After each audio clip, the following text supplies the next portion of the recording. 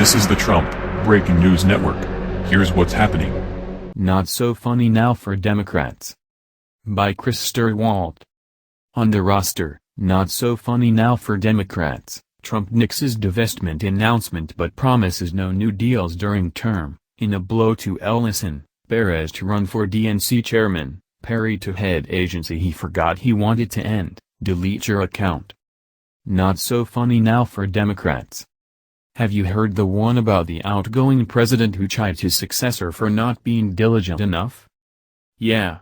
He did it on Comedy Central.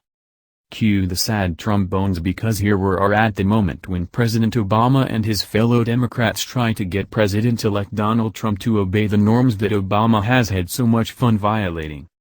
I think the President-elect may say one thing and do another once he's here, Obama said of Trump's decision to shun daily intelligence briefings. The seriousness of office and all, don't you know?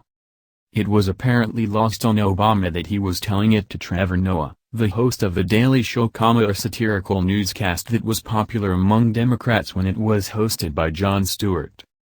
It was also perhaps lost on Obama that the reason Trump thinks he can get away with not having a daily conversation with his intelligence team is that Obama did it first. This was once, of course, a massive, coronary-inducing issue for Republicans. They ran attack ads for Obama skipping briefings. They savaged the president week after week for being nonchalant about the daily grind of national security. As Mark Thiessen put it with his typical clarity, when Obama forgoes this daily intelligence meeting, he is consciously placing other priorities ahead of national security.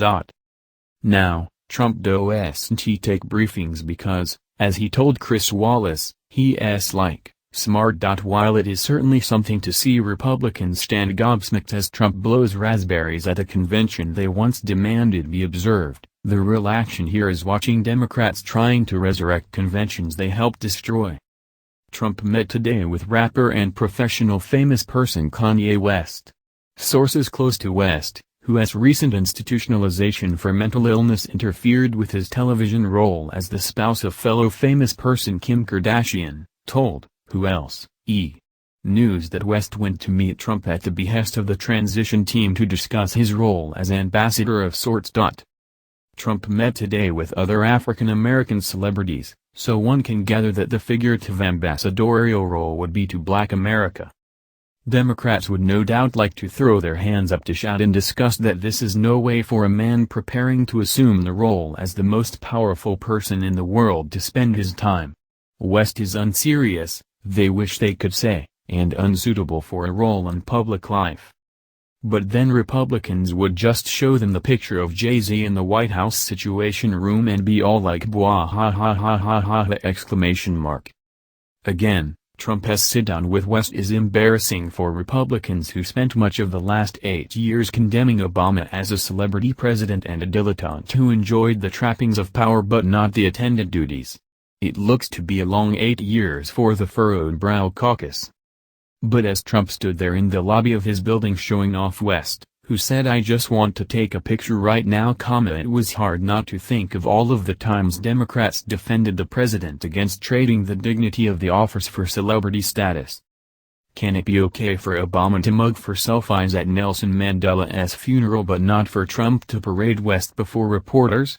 Can it be okay for Obama to be interviewed by a woman previously most famous for enthusiastically broadcasting herself sitting in a bathtub full of milk and cereal but not for Trump to recruit from professional wrestling for his administration? Part of the problem in Democrats' essential belief that the Republican Party was doomed is that they didn't sufficiently imagine life under a Republican presidency. Trump hasn't held a press conference since July and just cancelled the one he was supposed to have on Thursday. That's rightly troubling to reporters who worry that Trump is going to freeze out the press and, by extension, accountability. Democrats say it's an outrage.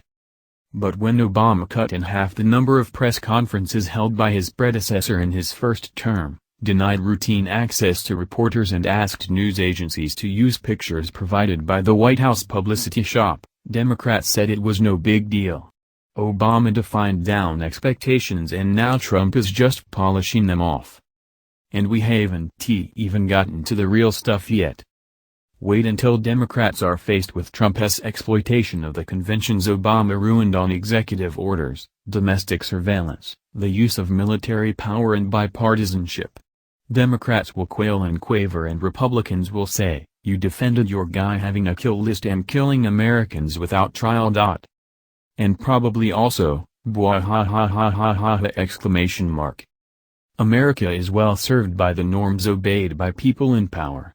The veneer of decency and deference, hypocritical as it may sometimes be, acts as a check on tyranny. Some of the conventions are fussy and outdated, but many, like accountability, the appearance of seriousness and acting deferential to others, are enormously important. Democrats are going to be sorry for much of what Obama did to change the presidency because the punchline is going to be a doozy. The rulebook, idle hands and all. So strong is this propensity of mankind to fall into mutual animosities, that where no substantial occasion presents itself, the most frivolous and fanciful distinctions have been sufficient to kindle their unfriendly passions and excite their most violent conflicts. James Madison, Federalist No. 10. Time out, tension of time. What is time and how is it measured? Hint, it may not be by a clock. New Yorker, for St. Augustine, writing his Confessions in the year 397, time was even simpler. It us time may seem slippery and maddeningly abstract, but it also deeply intimate, infusing our every word and gesture.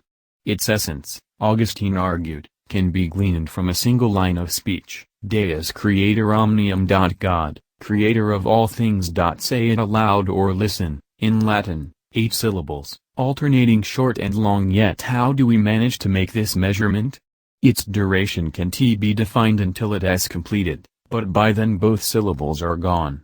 Both have made their sound, and flown away, and passed by, and exist no more. Augustine wrote, asking, "So what now exists for me to measure?" Here Augustine arrived at an insight so fundamental that it is taken as a given: time is a property of the mind. Flag on the play. Email us at halftimereport@foxnews.com with your tips, comments or questions. Trump nixes divestment announcement but promises no new deals during term. President-elect Donald J. Trump said late Monday night that no new deals will be done by his real estate business while he is in the Oval Office, a promise that appeared meant to address ethical concerns about conflicts of interest between his elected position and his real estate empire. But the move is unlikely to satisfy critics, including the government's official ethics office, who have said the only way for Mr. Trump to avoid such conflicts is to entirely divest his stake in the Trump Organization.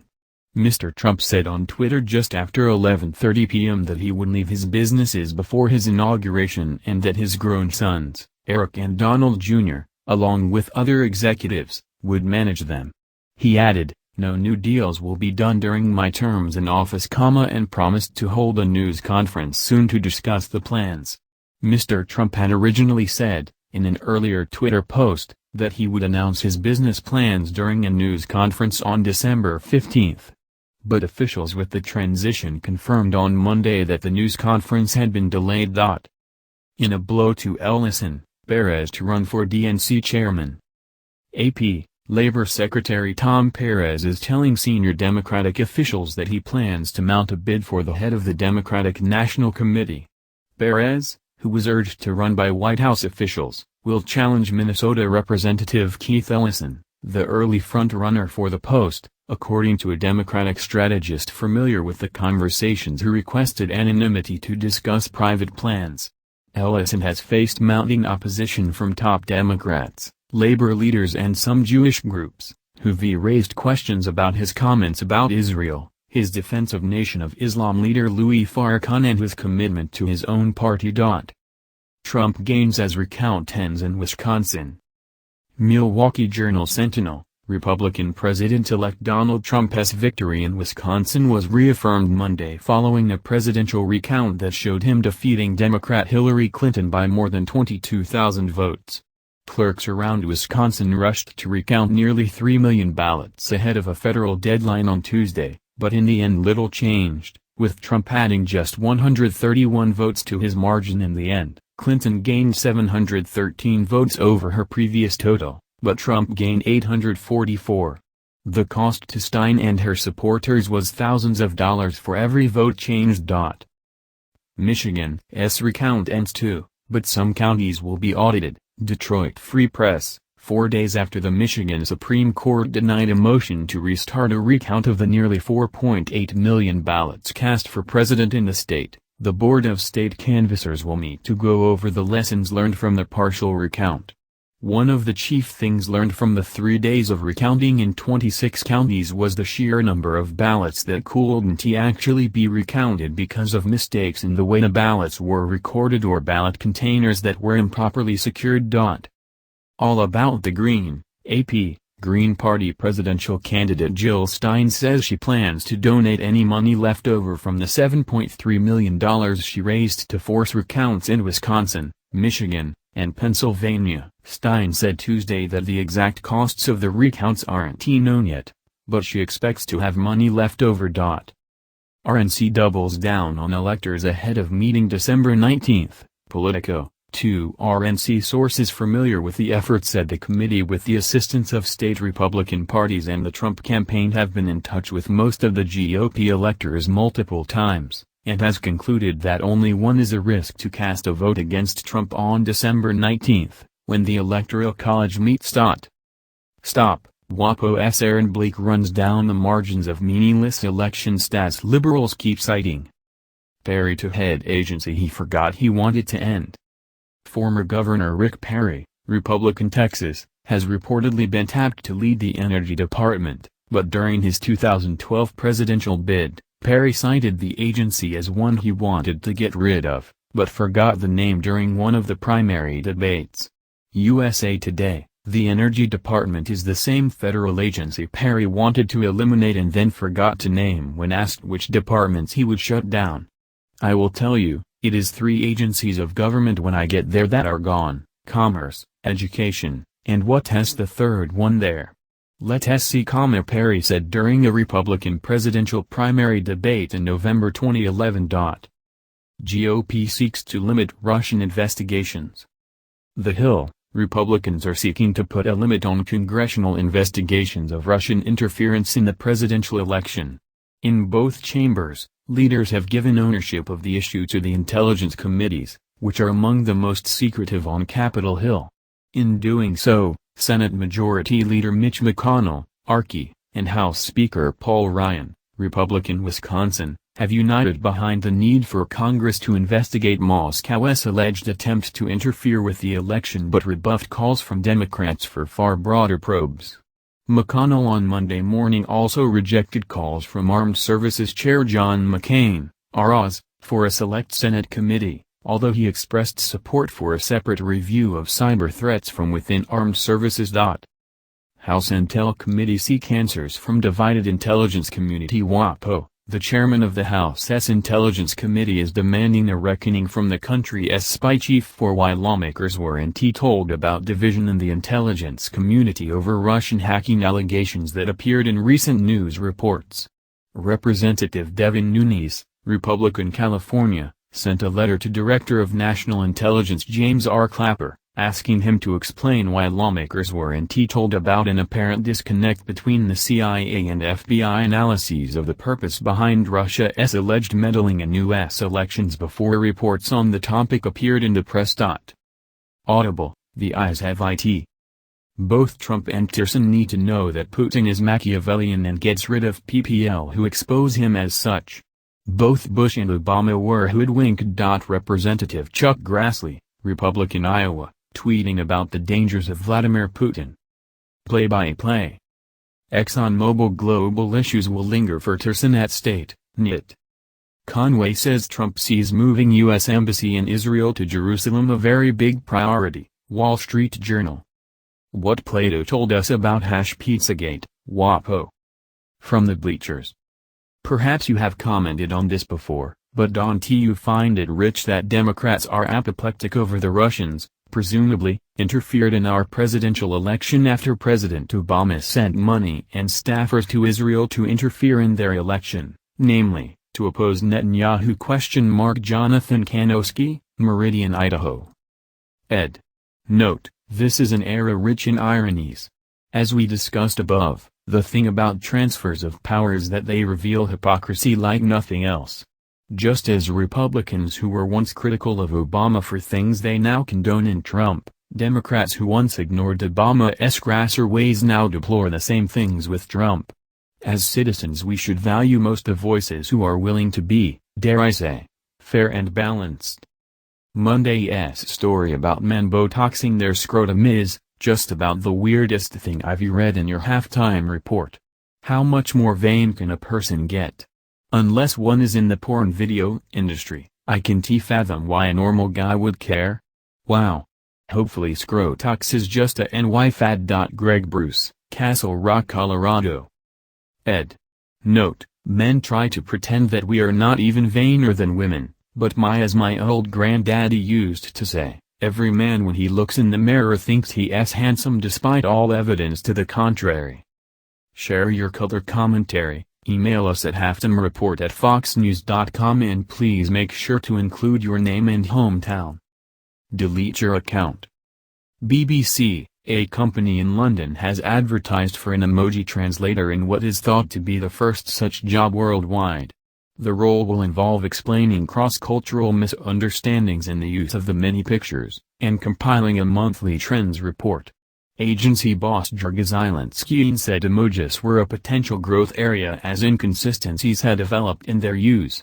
Last year, a UK linguist said emoji was the country's fastest growing language. Zielinski, head of Today Translations, needed someone to translate diaries into emojis for one of her clients, but could not find a specialist. She says software translations can only go so far and a human translator was needed, so the agency posted an online job advert. She herself speaks Lithuanian, Russian and English and codes in the programming languages Python and C#. With more than 30 applications so far, she is hoping to appoint somebody on a freelance basis by the start of 2017, with the potential for it to become a full-time post. And now, a word from Charles. If the Democrats go after Ellison on the Russia ties, it will be a delightful festival of hypocrisy. For 20 years they have been as soft on the Russians as you can come. And then all of a sudden they have discovered that the Russians are not our friends. So this is quite a flip-flop. Charles Krauthammer on Special Report with Brett Baer. This has been the Trump Breaking News Network. Please subscribe and share to stay up to date on the latest news about our president. Be informed.